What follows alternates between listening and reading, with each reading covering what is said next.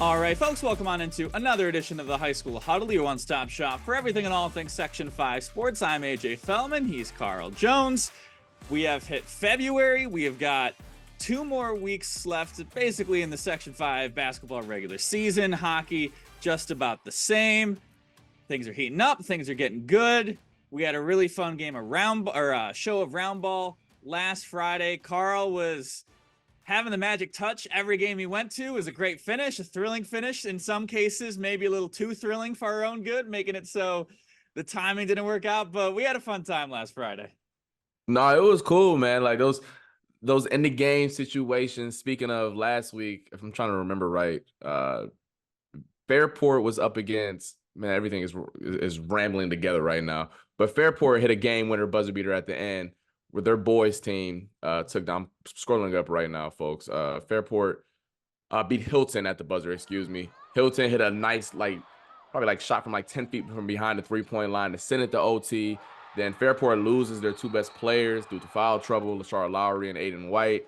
Boom, doesn't matter. Another man comes up, steps up, hits a dagger to end the game. Just remarkable in that regard. Then before that, I was at Victor and Schrader girls. Yet again, Schrader girls losing to Victor by 1 point.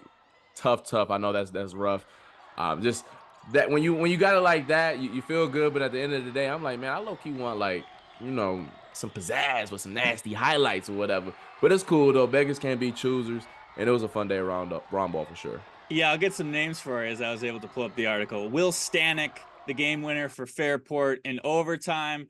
And then on the girls' side for Victor, it was Hope Stone with the putback at the end for the Blue Devils. So a lot of fun games. I didn't have quite as much drama, but still a good one. We talked about it, previewed it last week on the show. Irondequoit taking down Eastridge. Isaiah Ballard. Man, you talk about a team that knows their identity, knows their bread and butter. It's Mr. Isaiah Ballard. 24 points and 25 rebounds to come away with the victory there. He was just an overpowering presence, really getting it done for them all game long. So good win for Irondequoit. We're going to have some great games this week on Round Ball Roundup, which we'll talk about later in the show. But both of us this week, as the Bill season's come to an end, we got out to do some high school stories, get some more spotlights on some of the teams and players that we've been already talking about this season. Carl, not only did you get a chance to see Athena for the first time in person, basically kind of ever, since it seems like I always get out to the Athena games, but you also got to go and sit down and do a story with the Reeves brothers, who have quite a fascinating story about, their basketball upbringing, both, in their family and just kind of, the battles that they went through over the years. Yeah, man, the Reeves brothers. It's not the first time that Section 5 has heard that last name ringing bells. About 20 years ago, their uncle, James Reeves, was a star at Edison Tech, went on to play at Niagara. Rochester Razor Sharks had a nice, about decade-long pro career, and then his nephews are doing their thing. Athena right now, the top team in all of New York State for Class AA. They're a fun bunch to watch. Really, really fun. They get up and down the floor, three-pointers, dunking the rock. Although I told Corey, he traveled on his dunk, so I couldn't put it in the show on Saturday. So him and I had a nice little chat in person. He said, next time I got you, I was a little too excited, whoop-de-whoop, whatever, though. But, I mean, the thing about these stories that are just so fun, though, is it, obviously telling the story is cool and dope or whatever, but just getting to meet, the subject and getting to meet the kids is always the coolest part.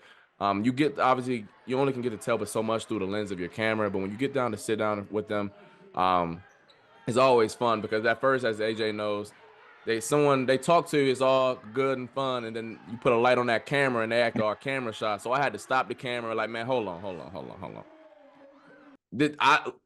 We was just talking like we was at the barbershop, and now I put this light on and now y'all acting all stage fright. Once we handle that right there, they open up. They're a fantastic bunch, really good kids, raised by 2 terrific parents that I got to meet as well earlier this week. Fun story. I mean, the story itself was kind of unique and cool, how those 3 brothers are leading the way on a team that's one of the best teams, if not the best team in the state for Class AA right now, but also just really cool kids, great bunch. Fantastic story, upbringing as well. As you can imagine, Corey, who's the oldest of the bunch, bullied his little brothers as kids, and that's how it's supposed to be in a familial bond like that. Regardless, great kids, rooting for them every step of the way. And I kind of aired this soundbite in our, smaller feature story on it at 11. they were battling as kids growing up at their house, the porch they called it. But then apparently they went to daycare together and they built them a basketball court at the daycare, kind of just for them. Yeah, no, listen, ball was life for them. Like they were like, yeah, the last name means a lot. It means that you're a hooper, like point blank, period. Like someone like we all got stories with our names and our family, and for them it's basketball. So wherever they went, basketball was the number one and main objective. So if they got to go to daycare, look, obviously keep them occupied and keep them safe, but make sure they got somewhere where they can put the ball in the hoop. And that's clearly what that daycare did for the Reeves brothers. Anything else you want to talk about the story? You also talk about John Walsh being from there. Athena's had some great players, and how they kind of want to leave a legacy. Anything else you want to share about your time over there at Athena? I mean that was a cool part as well. They said every time they walked in the gymnasium, they were reminded about the success of that '92 state championship team, and they want to replicate that success and then send their big brother out. The twins are juniors, so they're a year below Corey, who's a senior of the bunch. And they said that they want to send him out on top, just like that team was remembered. And they were like, there's 30 years now past since that team has done things, and that team still gets talked about. So they said they want to do the similar things where they can come back years, decades from now and still be memorialized and honored like that 92 team is. Because when you walk into Athena Gym, it's not just like a banner. They got like a portrait. They got John Wallace's jersey. They got like the schedule. They got everything about that 92 team. That team is legendary over in Greece. So this team, well, the three brothers spoke for the team, and they said they're trying to do similar things this year. Yeah, Anthony Lamb coming from there as well. Not as much playoff success, obviously, went on to go to the NBA, but could be a third sort of generation of standouts there at Athena. We'll see how they go as the season comes along. Like we said, Athena, the class of AA, we like to keep other teams in the mix. It's not going to be easy for them to win a sectional title, but the overwhelming favorites for sure coming down the stretch. And then I got a chance to go out to Pittsford, talk to the swimming team. Obviously they're going on for something like their 85th straight sectional title.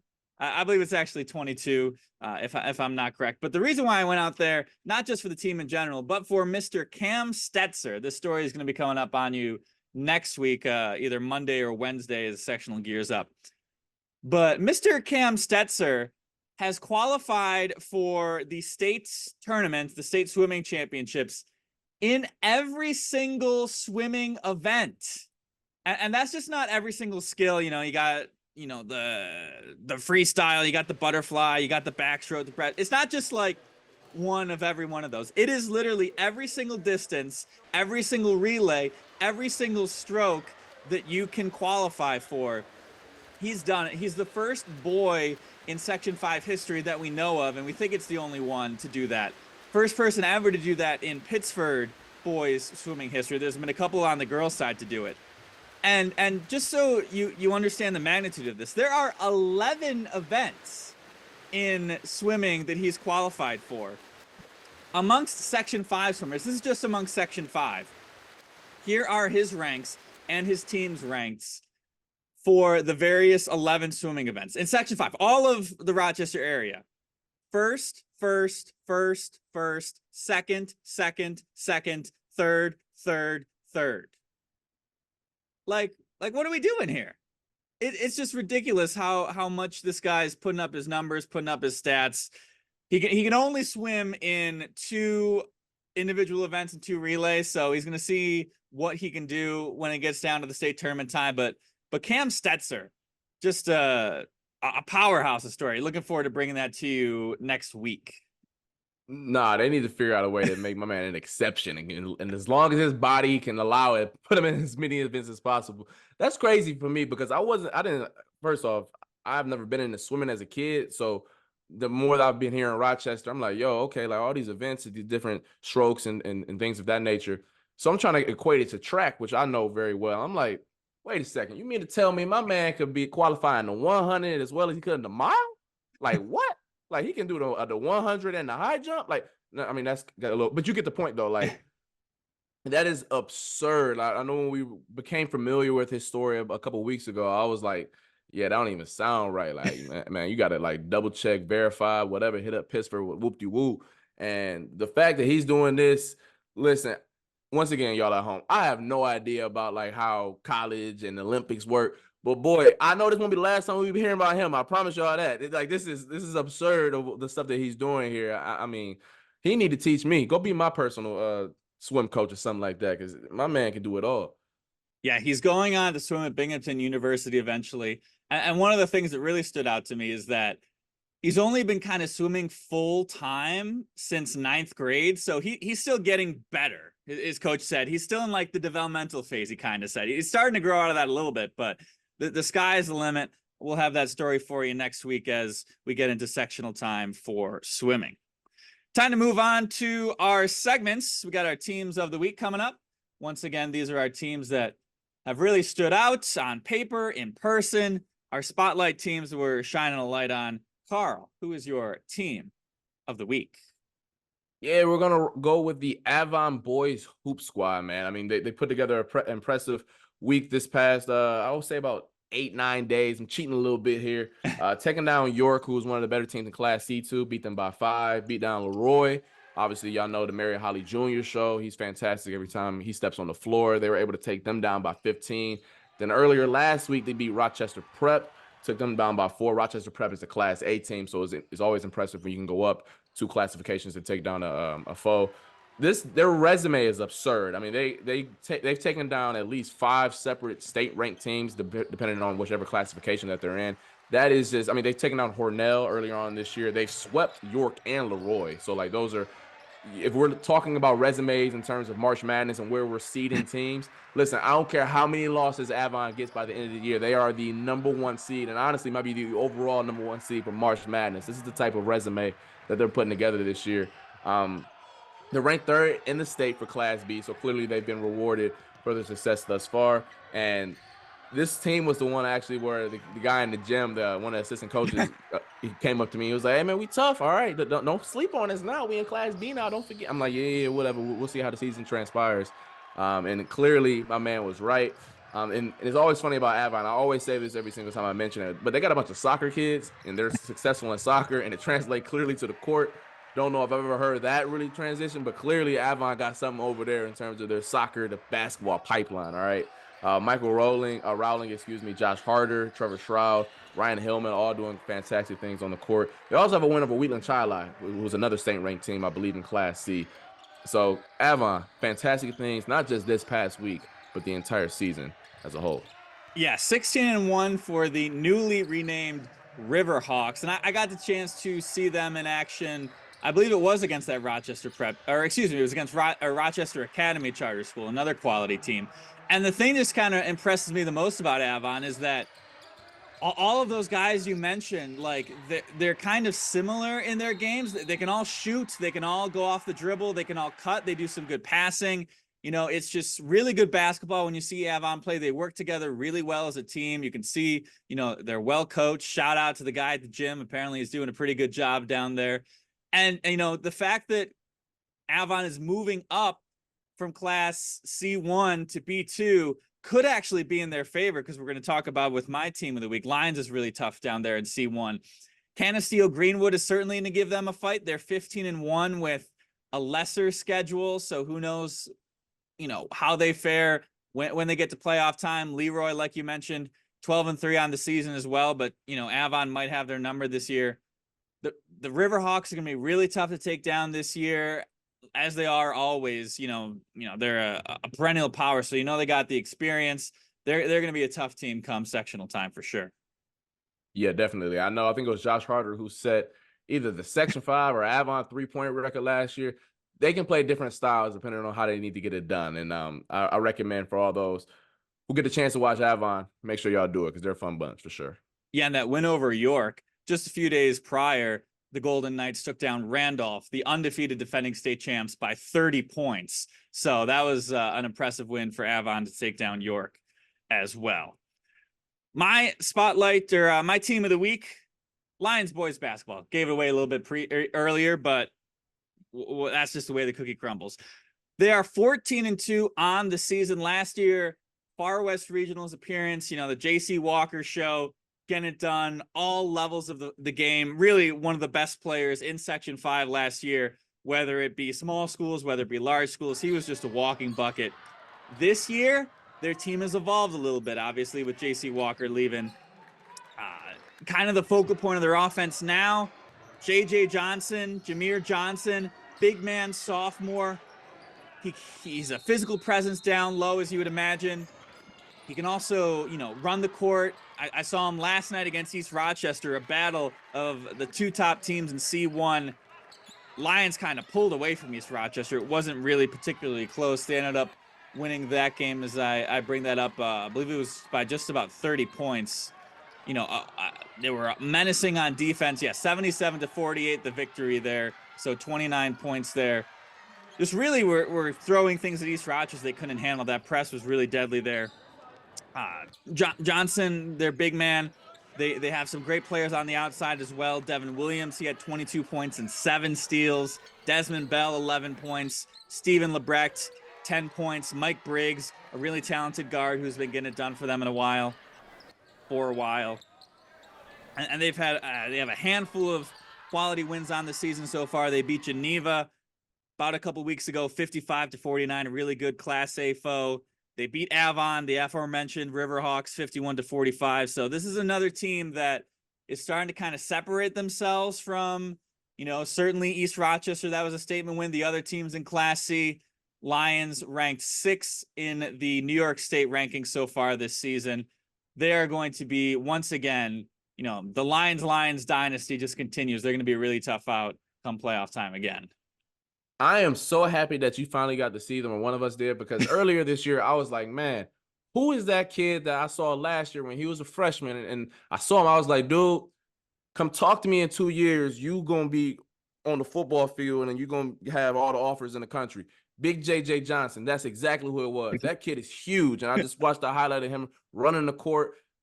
Listen, a little PSA for JJ right here. Listen, you're good on the basketball court. Clearly, my man, you're nice. You're nice. You're tough. All that good type of stuff. But right down the road, you're actually close to Syracuse. You're actually closer than I am right now. That's Jimmy Boeheim company, but we're talking a little other side there. Little 45 minutes to your due east. Go hit up Fran Brown. I know the trenches at Syracuse need help. If you need me to make a call, I got you. You're a big dude, and you can make a lot of money. Look, you can make a lot of money playing basketball. I hear you. But that football field? Hey now, Big JJ, you remember me from last year? We talked last year, and you was like, yeah, we'll see. No more seeing now. Let's talk about it, all right? So that's my PSA to JJ, just between him and I right there. But regardless, though, more back to Lyons, though.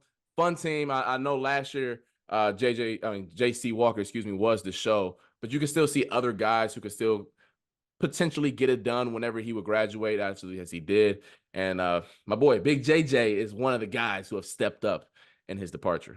Yeah, Baby Shaq is what his parents saw. I saw his family with the signs in the stands. So a fun player for sure.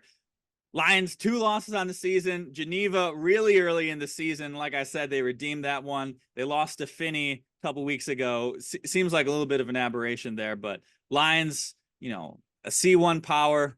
We'll see how far they can go just a couple weeks when things really get good.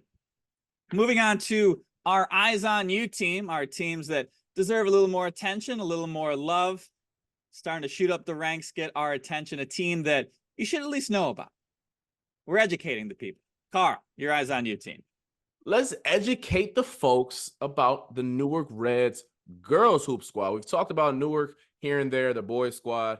Obviously doing fantastic things over there. But let's talk about the ladies for a little bit. The 12-4 on the year in Class A. Nice win over East Ridge, another win over East this season.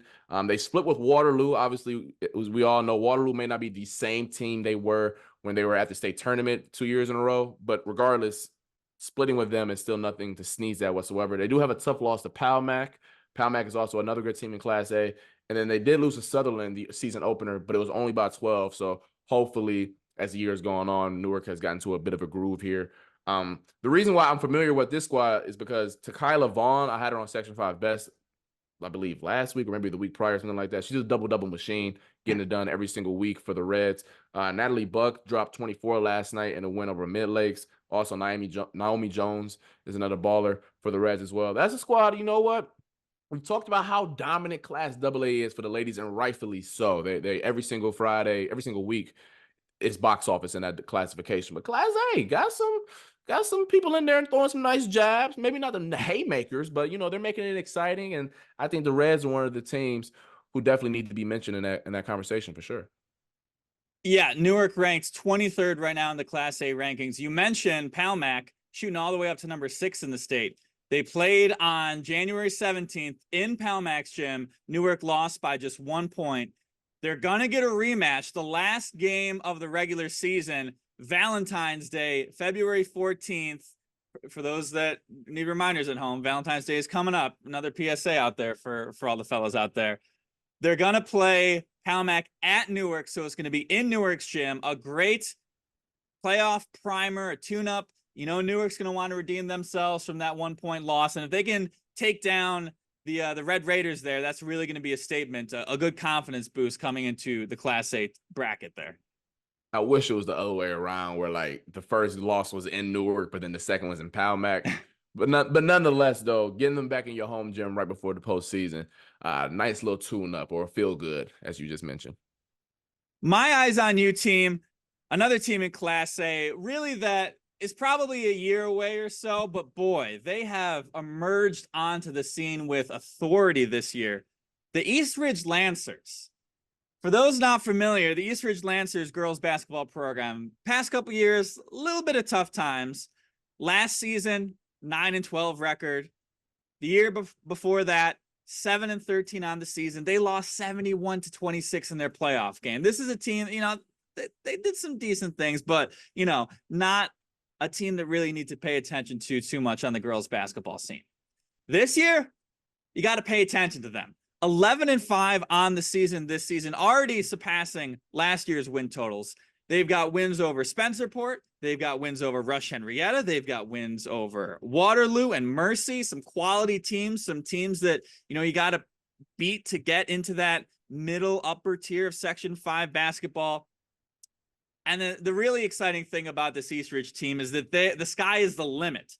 Their two best players statistically and by the eye test from what I've seen, 8th grader Olivia Green, and 9th grader Alyssa Cowart, a freshman. So they got an 8th grader and a 9th grader finishing, leading the way.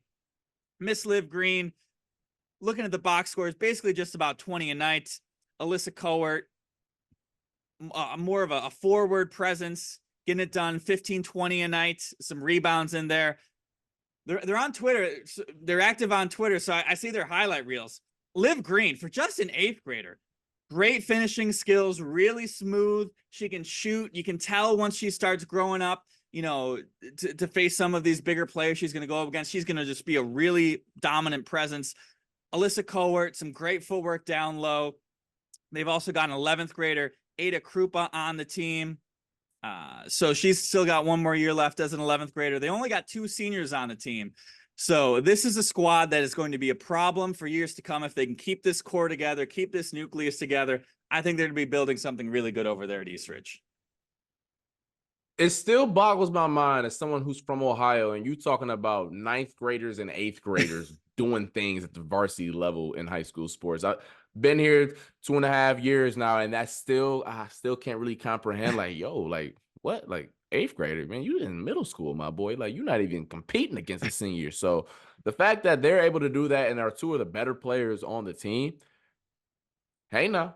Let's keep them at East Ridge, and we can do something nice over there. Nice, beautiful gym every time going over there. Love the nice lighting over there. The people at home, I know y'all don't care, but I like going over to East Ridge. It's nice facilities over there. I'm basically pleading to the 2 young ladies to stay there and build something nice there because y'all got some nice facilities over there. But I digress. Regardless, though, that is cool, especially when they're that young. And I know the coaching staff over there is probably very, very excited at the fact that they are building towards something, and they're not, they look good in practice, but you see the proof is in the pudding on the floor, and then you can build upon something going towards to the future as well.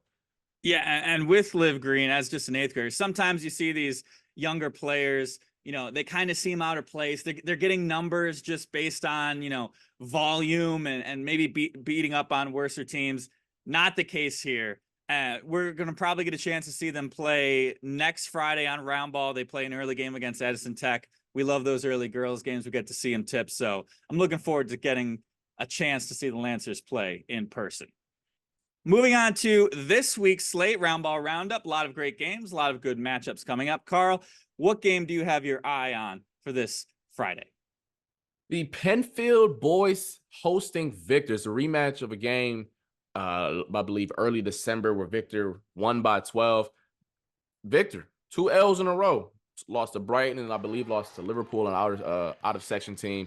So they're running on a little 2-game losing streak. I'm sure the Blue Devils want to turn things around a bit. And then Penfield, Trevor Hofford, come off a school record 40 ball last night. So he feeling good. The Patriots feeling good over there. They got the Blue Devils, the defending state champions, in their home gym tomorrow night. 2 teams who are very proud of what they've done in recent history on the basketball floor.